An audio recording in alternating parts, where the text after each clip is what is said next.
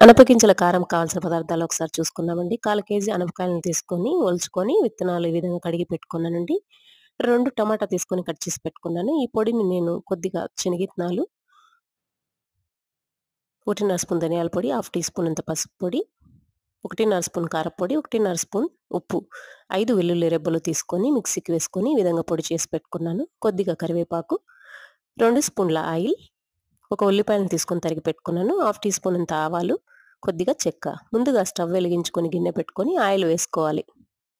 Oil వేడయ్యాక ఆవాలు, చెక్క వేసుకోవాలి. తర్వాత ఉల్లిపాయలు, టమాటా, కరివేపాకు వేసుకొని 5 నిమిషాలు బాగా కలుపుకోవాలి. ఈ విధంగా కలుపుకున్న తర్వాత అనపగింజల్ని తీసుకొని వేసుకోవాలి.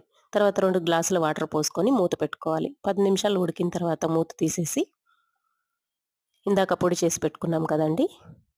ఆ పొడిని వేసుకోవాలి. వేసుకొని బాగా కలుపుకొని మళ్ళీ మూత పెట్టుకొని ఒక 10, 15 నిమిషాలు బాగా ఉడకపెట్టుకొని అనపగింజలు ఉడికినాయనుకున్నాక